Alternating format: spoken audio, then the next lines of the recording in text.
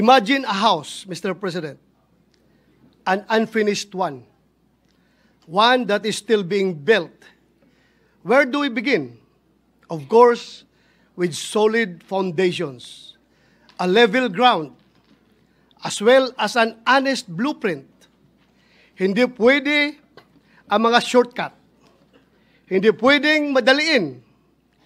Kung babaliwalain ng mga architects at mga engineers ang mga basic requirements, hindi magiging matibay ang itatayong bahay.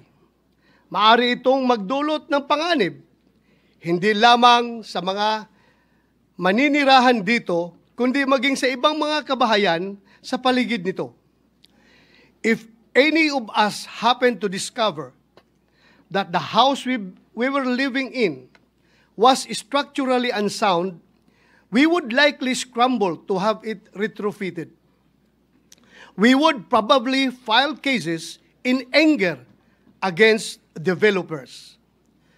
I doubt any of us would simply shrug our shoulders, saying, andito na tayo hayaan na lang. Now, imagine a house of representatives that built and filed the impeachment complaints against Vice President Sara Zimmerman Duterte. Trabahong inupuan sa simula. At noong papalapit na ang deadline, biglang naging buzzer beater.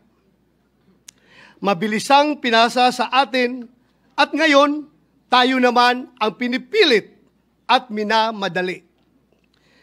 Pinapagalitan pa nga, that is your sworn duty. Tama na ang pamumulutika. This is undue delay. Sandali.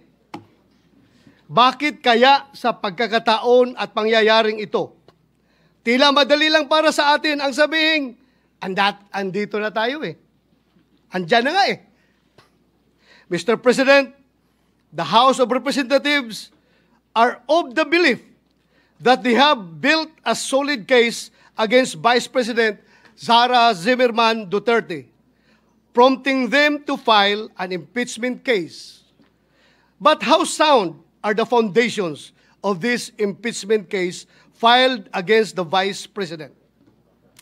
Kagaya po ng konstruksyon ng isang bahay, ang proseso ng impeachment ay kinakailangan na nakatungtong sa isang solidong pundasyon.